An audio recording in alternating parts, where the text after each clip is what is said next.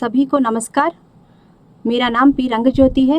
मैं government high school पोंदूरू में school assistant Hindi के रूप में काम कर रही हूँ। మన జిల్లా విద్యాశాఖ వారి యూట్యూబ్ ఛానల్కు స్వాగతం. ముందుగా నాకు ఈ సదవకాశాన్ని కల్పించినటువంటి మన జిల్లా విద్యాశాఖ అధికారుల వారికి నా యొక్క నమస్కారములు.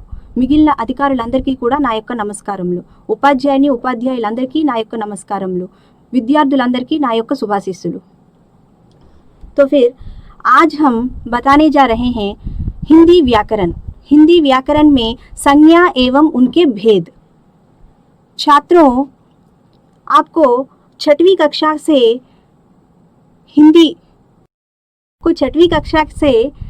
हिंदी का विषय शुरुआत होता है. तो फिर मैं आपको बहुत ही सरल और आसान तरीके से आज मैं हिंदी का व्याकरण परिचय कराऊंगी. तो फिर हिंदी व्याकरण में हम आज बताने जा रहे हैं संज्ञा एवं उनके भेद के बारे में. तो फिर संज्ञा और उनके भेद बताने से पहले हम देखेंगे शब्द भेद के बारे में. ठीक है बच्चे, अच्छी तरह से सुनिए. शब्द भेद, ठीक है. शब्द भेद क्या है? ये शब्द भेद. तो फिर शब्द भेद प्रयोग के आधार पर विकारी और अविकारी दो रूप होते हैं. मैं ज़्यादा नहीं बताऊंगी, आपको नहीं डराऊंगी. शब्द भेद में विकारी और अविकारी के बारे में आपको आपके स्तर तक ही बताऊंगी. तो फिर देखिए शब्द भेद के बारे में. संज्ञा, सर्वनाम, विशेषण, क्रिया, क्रिया विशेषण, समुच्चय बोधक, संबंध बोधक, विस्मयादि बोधक. तो फिर इसमें संज्ञा, सर्वनाम, विशेषण, क्रिया ये हैं विकारी रूप. क्रिया विशेषण, समुच्चय बोधक, संबंध बोधक, विस्मयादि बोधक ये होते हैं अविकारी रूप. तो फिर आपके स्तर तक बताऊंगी, इसलिए मैं आपको विकारी अविकारी के बारे में ज़्यादा नहीं बताऊंगी. विकारी का अर्थ है जब लिंग वचन कारक के द्वारा जब इनमें परिवर्तन होता है, इन शब्दों में जब परिवर्तन होता है तो उसे विकारी रूप कहते हैं. अगर परिवर्तन नहीं होता है तो उसे अविकारी रूप कहते हैं. लेकिन मैं आपके स्तर तक ही बताना चाहूँगी, आपको नहीं डराना चाहूँगी, इसलिए मैं आपको उसके लिए ज़्यादा नहीं बताऊँगी. हाँ, मैं आज आपको बताने जा रही हूँ संज्ञा के बारे में. ठीक है छात्रों, तो फिर संज्ञा. संज्ञा क्या है देखेंगे हम. संज्ञा, संज्ञा यानी कि नाउन.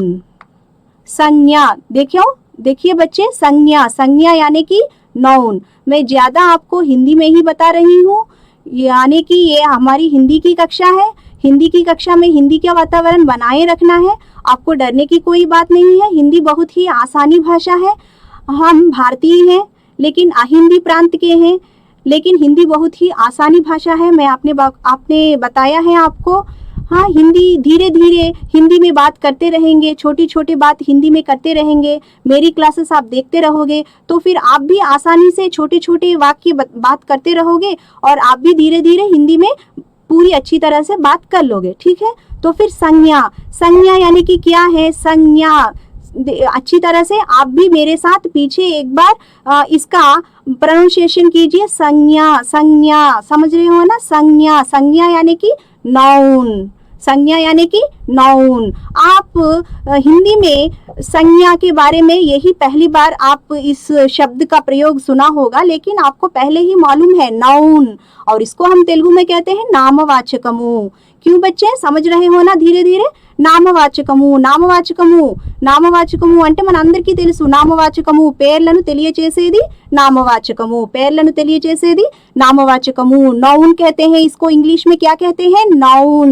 नाउन, नाउन यानी कि नेम्स, यानी कि व्यक्तियों के नाम. देखिए संज्ञा की परिभाषा संसार के किसी भी प्राणी, वस्तु, स्थान, जाति या भाव, दशा आदि नाम को हम कहते हैं संज्ञा. संज्ञा यानी कि देखिए संज्ञा की परिभाषा और एक बार देखिए. संज्ञा उस विकारी शब्द को कहते हैं जिससे किसी विशेष व्यक्ति, वस्तु अथवा स्थान के नाम का बोध हो, उसे हम कहते हैं संज्ञा, यानी कि नामवाचकमु. పేర్లను తెలియచేసేది నామవాచకము. అంటే దాని అర్థం ఏంటమ్మా చూడండి, కిసి విశేష వ్యక్తి, పర్సన్, వస్తు, థింగ్ అథవా స్థాన్ యాని కి ప్లేసెస్, ప్రదేశాలు, ఏదైనా వ్యక్తుల పేర్లు కానీ వస్తువుల పేర్లు కానీ ప్రదేశాల పేర్లను కానీ తెలియచేసినట్లయితే దాన్ని మనం ఏమంటాము, నామవాచకము అని అంటాము. అర్థమైందమ్మా పిల్లలు? समझ में आ रहा है ना आपको? हाँ ठीक है. तो फिर अब हम देखेंगे संज्ञा की परिभाषा में उसके उदाहरण. मैं आपको बताई थी कि संज्ञा की परिभाषा, आप संज्ञा की परिभाषा यानी कि व्यक्ति, वस्तु अथवा स्थान के नाम कह के, तो फिर व्यक्ति यानी कि रामू, सीता, लक्ष्मण, ये सब नाम हैं, व्यक्तियों के नाम हैं. वस्तुओं के नाम कलम, पुस्तक, मेज, कुर्सी, ये सारे हैं वस्तुओं के नाम. स्थान यानी कि श्रीकाकुलम है, हैदराबाद है, बेंगलुरु है, ये सब स्थान के नाम आएंगे. ठीक है बच्चे, आप समझ रहे हैं ना? ओके. अब हम देखिए, मैं आपको एक अनुच्छेद पढ़ने के लिए देती हूँ. बच्चे मैं हिंदी में बता रही हूँ, आपको कुछ डरने की बात नहीं है, क्योंकि आप आगे आगे चलते चलते आप इस हिंदी को अच्छी तरह से समझ लोगे. हाँ ठीक है, क्योंकि हम जब अपने भविष्य में हम भारत में कहीं भी जाएंगे, यानी कि किसी भी हम किसी भी देश में जाएंगे, किसी भी देश में यानी कि किसी भी राष्ट्र में हम जाएंगे तो वहाँ हिंदी का ही बोलचाल ज़्यादा होता है. अगर हम हिंदी सीख लेंगे तो देश के किसी भी कोने में हम अपना जीविका चला पाएंगे. ठीक है, अच्छी तरह से समझ रहे हो ना? हिंदी हमारी राष्ट्रभाषा है, राजभाषा है. हिंदी सीखना हम सबके लिए बहुत ही जरूरी है. हिंदी से हम अपना उच्च भविष्य बना सकेंगे. ठीक है, तो फिर अब मैं आपको संज्ञा में संज्ञा को और अच्छी तरह से समझाने के लिए मैं आपको एक अनुच्छेद दूंगी. बच्चे आप सारे एक बार इस अनुच्छेद को पढ़िए और इस अनुच्छेद में से हम क्या करेंगे, संज्ञा का पहचान करेंगे, संज्ञा शब्दों को पहचानेंगे. ठीक है बच्चे, అర్థమవుతుంది కదమ్మా? అందరం ఒకసారి అనుచ్ఛేద్ ఈ పారాగ్రాఫ్ ను ఒకసారి చదువుదాము.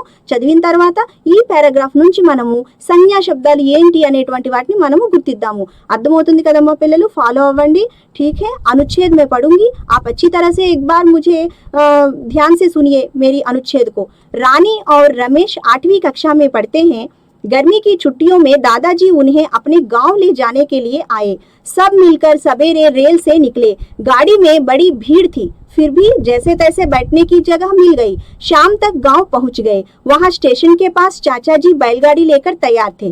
बैलगाड़ी खेतों के किनारे किनारे चलने लगी. खेतों में किसान काम कर रहे थे, पशु चर रहे थे. गांव की हरियाली देखने लायक थी. बातों बातों में घर आ गया. दादी जी से मिले. दादी जी ने बहुत लाड प्यार किया. सवेरे दोनों दूध पीकर दादाजी के साथ गांव घूमने निकले. बच्चे अनुच्छेद को आप थोड़ी धीरे से पढ़िए, जल्दी की कोई बात नहीं है. एक बार आप सब अनुच्छेद को मैं एक बार पढ़ी हूँ, आप भी एक बार पढ़ लीजिए और ध्यान से देखिए उसमें कौन कौन से शब्द संज्ञा शब्द हैं. हमें पहचानना है इसमें कौन से शब्द संज्ञा शब्द हैं. పిల్లలు ఈ పారా నుంచి మీరు సంజ్ఞా శబ్ద నామవాచక పదాలు ఏవో మీరు గుర్తించాలి. నేను చెప్తున్నది మీరు నేను నెమ్మదిగా హిందీ మాట్లాడేటప్పుడు అందులో ఉండేటువంటి పదాలని మీరు పట్టుకున్నట్లయితే మీరు కూడా చక్కగా హిందీ మాట్లాడే అవకాశాలు ఉంటాయి. ఇందులో భయపడాల్సిందైతే ఏమీ లేదు. ఓకే ठीक है बच्चे, आप पढ़ लिए होंगे अनुच्छेद. ठीक है, तो फिर अब हम देखेंगे. देखिए अनुच्छेद में देखिए पहले से रानी, रमेश, गांव, भीड़, पशु, हरियाली और दूध. ठीक है, ये शब्द किसे बता रहे हैं? किसी व्यक्ति. देखो रानी रमेश व्यक्ति के नाम है. ठीक है, रानी रमेश क्या है? व्यक्ति के नाम है. और भीड़, भीड़ क्या है? भीड़ समुदाय का नाम है, किसी समुदाय का नाम है. और पशु, पशु भी नाम है. पशु पशु कहते हैं हम, वो भी समुदाय का नाम है. और हरियाली, हरियाली क्या है? भाव है. हमने पहले बताया था भाव, भाव को बताने वाला नाम भी क्या कहलाता है? संज्ञा कहलाता है. तो फिर हरियाली और दूध, दूध यानी कि द्रव्य है, वो द्रव्य. ये सब व्यक्ति, वस्तु, स्थान अथवा भाव का जो बोध कराते हैं हम ऐसे शब्दों को कहते हैं संज्ञा. समझ में आया है ना बच्चों आप सबको? आप सबको समझ में आया होगा। अगर आपको कुछ कठिनाई होगी तो फिर आप मुझे, अगर आपको कुछ संदेह आएगा तो फिर आप इस क्लास के बाद जब हमारे कमेंट बॉक्स में आपका कुछ संदेह हो तो आप संदेह लिख दो, मैं आपके संदेह को पूरी कर दूंगी। ठीक है छात्रों, तो फिर अब हम जाएंगे संज्ञा के भेद के बारे में। ठीक है, संज्ञा के भेद, संज्ञा के भेद। तो फिर संज्ञा के भेद देखेंगे हम। संज्ञा के भेद कितने हैं? प्रमुखतः 5 भेद हैं। संज्ञा के भेद कितने हैं? 5 भेद हैं। संज्ञा, नाउन, संज्ञा के भेद कितने हैं? 5 भेद हैं। संज्ञा के 5 भेद। तो फिर पहला भेद है व्यक्तिवाचक संज्ञा, दूसरा है जातिवाचक संज्ञा, तीसरा है भाववाचक संज्ञा, चौथा है द्रव्यवाचक संज्ञा और पांचवा है समुदायवाचक संज्ञा। ठीक है, व्यक्तिवाचक संज्ञा, जातिवाचक संज्ञा, भाववाचक संज्ञा, द्रव्यवाचक संज्ञा और समुदायवाचक संज्ञा। बच्चे एक बार देख लीजिए अच्छी तरह से, बहुत ही आसान है, इसमें कोई कठिनाई नहीं है। संज्ञा, शब्द के भेद हमने देखे हैं अभी तक। अगर एक बार पीछे गए तो फिर हम शब्द के भेद के बारे में जाने हैं। शब्द के भेद हम 8 प्रकार के बताए हैं, उसमें पहला है संज्ञा। शब्द के भेद, शब्द के भेद यानी कि पार्ट्स ऑफ स्पीच, उसी को हम तेलुगु लोग भाषा भागमलू कहते हैं। मैं आपके लिए एक बार पीछे गई हूँ, पीछे जाके फिर आपको बता रही हूँ। शब्द के भेद यानी कि पार्ट्स ऑफ स्पीच इंग्लिश में, उसी को हम तेलुगु में कहते हैं भाषा भागमलू। ठीक है, तो फिर अब हम बता रहे हैं उसमें वो जो पार्ट्स ऑफ स्पीच के बारे में बताए थे, भाषा भागमलू, शब्द भेद। बच्चे आपको अच्छी तरह से आ जानी है, इसलिए मैं इसको इतनी बार दोहरा रही हूँ मैं। ठीक है, तो फिर शब्द के भेद हैं, उसमें पहला शब्द भेद है संज्ञा, नामवाचकमु, नाउन कहते हैं, और उसके भेद हैं 5। और उसके भेद 5 में देखिए व्यक्तिवाचक संज्ञा, जातिवाचक संज्ञा, भाववाचक संज्ञा, द्रव्यवाचक संज्ञा और समुदायवाचक संज्ञा। ठीक है, तो फिर अब हम आगे जा सकते हैं। हाँ ठीक है, तो फिर अब हम आगे जाएंगे और आगे में हम पहला भेद देखेंगे, वो है व्यक्तिवाचक संज्ञा। क्या है बच्चे? व्यक्तिवाचक संज्ञा। क्या नाम है? एक बार फिर से कहिए, व्यक्तिवाचक संज्ञा। शब्द भेद, शब्द भेद हैं 8, उसमें पहला है संज्ञा। संज्ञा में भेद हैं 5 और 5 भेदों में पहला भेद है व्यक्तिवाचक संज्ञा, और मैं आपको बता रही हूँ व्यक्तिवाचक संज्ञा। Very good. तो फिर अब देखो हमारे स्क्रीन पर, आप एक बार देखिए क्या क्या है। हाँ, एक रानी है, क्वीन दिखाई दे रही है आपको, रानी है। ओके, और क्या है? कंप्यूटर दिखाई दे रहा है। Very good. और क्या है? घड़ी है। ठीक है, और क्या दिखाई दे रहा है? वहाँ गिलास दिखाई दे रहा है। बच्चे आपको दिखाई दे रहा है ना? और एक बार बताइए, गिलास है, घड़ी है, कंप्यूटर है और एक रानी, यानी कि ये सब क्या है? ये सब नाम है, वस्तु के नाम है, व्यक्ति का नाम है। ठीक है, ये सब क्या है? नाम है। तो फिर व्यक्तिवाचक संज्ञा यानी कि व्यक्तिवाचक संज्ञा किसी विशेष व्यक्ति, वस्तु, स्थान का बोध कराने वाले शब्द का नाम है व्यक्तिवाचक संज्ञा। व्यक्तिवाचक संज्ञा यानी कि किसी विशेष व्यक्ति, वस्तु, स्थान का बोध कराती है व्यक्तिवाचक संज्ञा। जैसे कि देखें तो श्याम, गंगा, दिल्ली, जापान, होली, दिवाली, यानी कि व्यक्ति का नाम, नहीं तो स्थान का नाम, नहीं तो वस्तु का नाम, ये सारे कहलाते हैं व्यक्तिवाचक संज्ञा। और एक बार देखिए, व्यक्तिवाचक संज्ञा यानी कि किसी विशेष व्यक्ति, वस्तु, स्थान का बोध कराने वाले को कहते हैं हम, कराने वाले शब्द को कहते हैं हम व्यक्तिवाचक संज्ञा। किसी विशेष व्यक्ति, वस्तु, स्थान का बोध कराने वाले शब्द को कहते हैं हम व्यक्तिवाचक संज्ञा। उदाहरण के लिए हम देखेंगे तो रामू खेलता है। उदाहरण देखिए बच्चे, क्या है? रामू खेलता है, रामू खेलता है। इस वाक्य में संज्ञा क्या है? नाम, नाम आना है, नाम ही व्यक्तिवाचक संज्ञा, संज्ञा को पहचानना है हमें। संज्ञा क्या है इसमें? रामू। रामू क्या है? व्यक्तिवाचक संज्ञा है। ठीक है बच्चे, अब हम व्यक्तिवाचक संज्ञा, आप सबको समझ में आ गया है ना? अब हम दूसरे भेद में जाएंगे। दूसरा भेद है जातिवाचक संज्ञा। दूसरा भेद क्या है?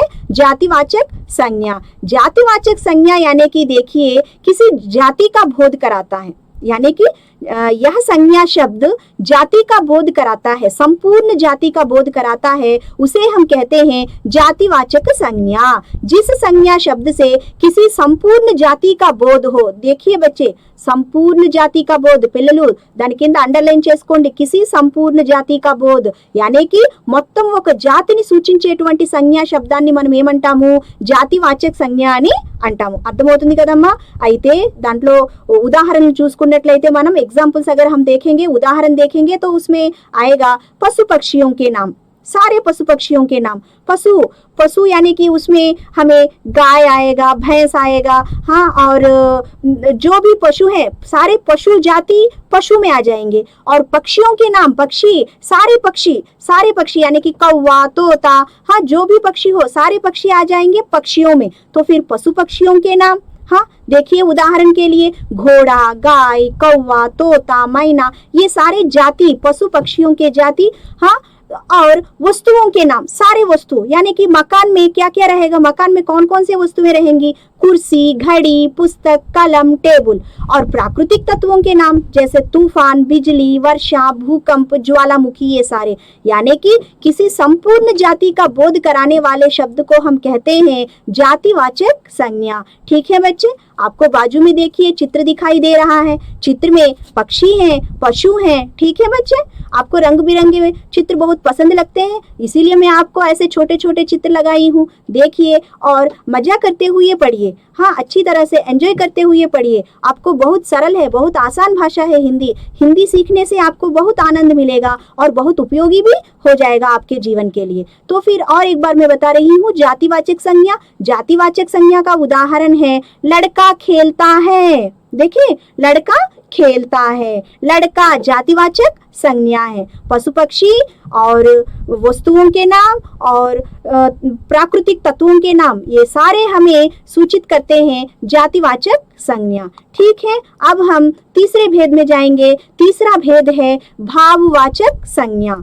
अम्मा, संज्ञा में पहला है व्यक्तिवाचक संज्ञा, दूसरा है जातिवाचक संज्ञा, अब हम तीसरे में आए हैं। तीसरा भेद है भाववाचक संज्ञा। अम्मा పిల్లలు అర్థమవుతుంది కదా? మూడో भेद भाववाचक संज्ञा। तो फिर देखिए, आपको बहुत पसंदी मिठाई लाई हूँ मैं आपके लिए। चित्र में देखिए मिठाई है और आपके जैसे छोटे छोटे बच्चे दिखाई दे रहे हैं, और बाजू में देखिए आप वहाँ बहुत ही आनंदित एक चित्र दिखाई दे रहा है आपको। तो फिर देखिए ये सब क्या है? भाव है। आपको समझ में आ रहा होगा ఇవన్నీ కూడా ఏంటి అంటే మనలో ఉండేటువంటి భావాలు।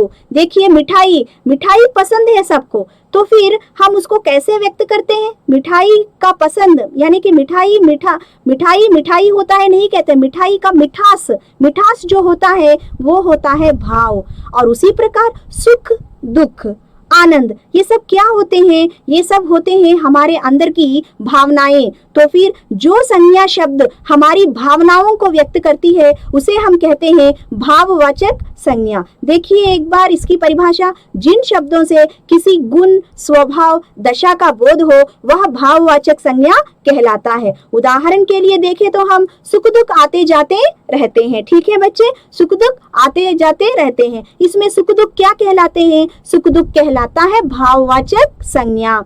और एक बार बता रही हूँ, जिन शब्दों से किसी गुण, स्वभाव, दशा का बोध हो वह भाववाचक संज्ञा कहलाता है। उदाहरण है सुख दुख आते जाते रहते हैं। इसका उदाहरण और कुछ उदाहरण देखिए, लंबाई, जवानी, चतुराई, मिठास, नम्रता, सुंदरता, समझ, ये सब कुछ क्या है? ये सब कुछ है हमारे अंदर के भाव, हमारे अंदर के भाव। इन भाव को सूचित करने वाले शब्द को हम कहते हैं, बोध कराने वाले शब्द को हम कहते हैं భావవాచక సంజ్ఞ।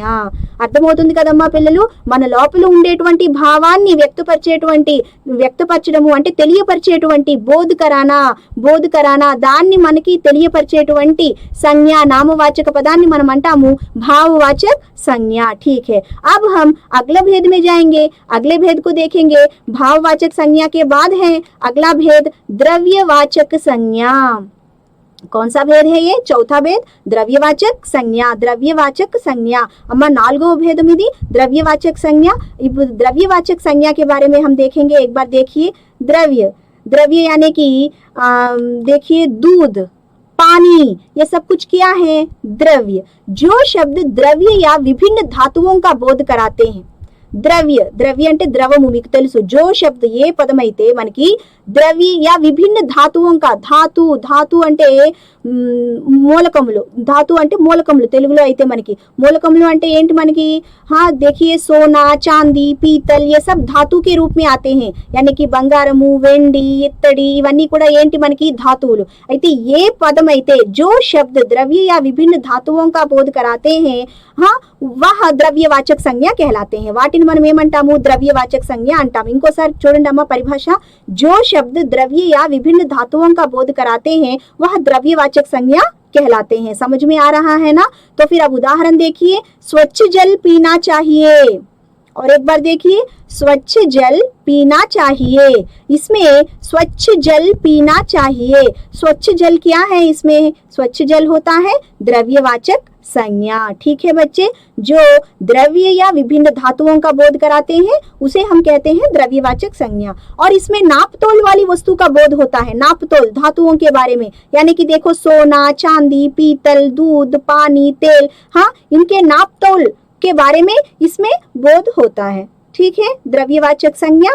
अगर आपको कुछ संदेह आए तो फिर आप कमेंट बॉक्स में आपका संदेह लिख देना. मैं आपकी संदेह की पूर्ति अवश्य करूंगी. ठीक है, समझ रहे हो ना बच्चे? अब हम अपने अगला भेद में चले जाएंगे. अगला भेद है समुदायवाचक संज्ञा. देख रहे हो, समुदायवाचक संज्ञा 5वां भेद है. और ये है संज्ञा का आखिरी भेद, समुदायवाचक संज्ञा. समुदायवाचक संज्ञा देखो बच्चों, आपके चित्र में क्या दिखाई दे रहा है? आपको चित्र में क्या दिखाई दे रहा है? सेना दिखाई दे रही है. भारत की सेना दिखाई दे रही है हमें चित्र में. देख रहे हो ना, सेना.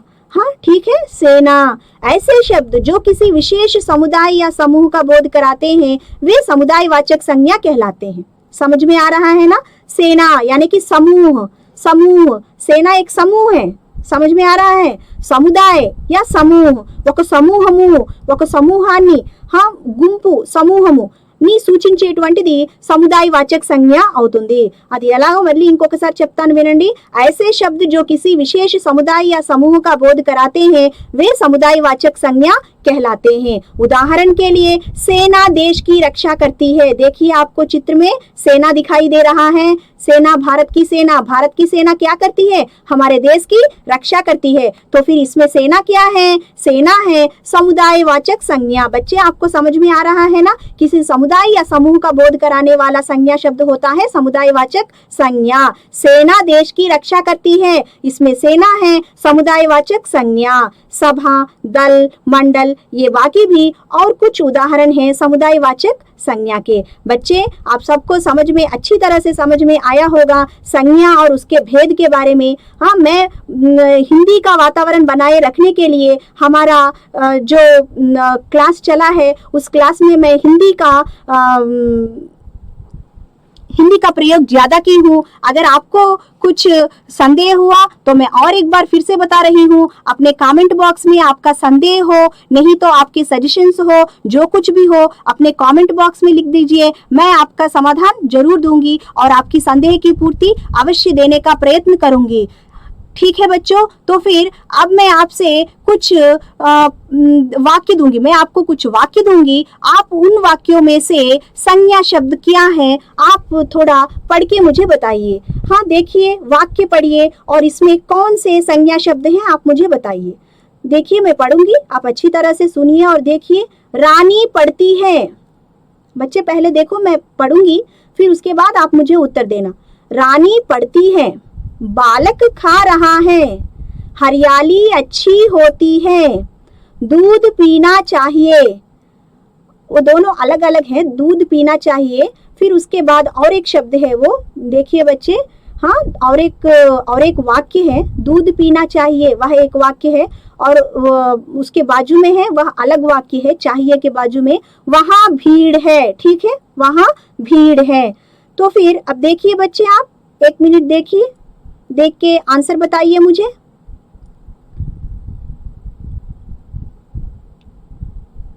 ठीक है। हाँ, आप सबको मालूम हो गया होगा। हाँ, आप सबको मालूम है ना।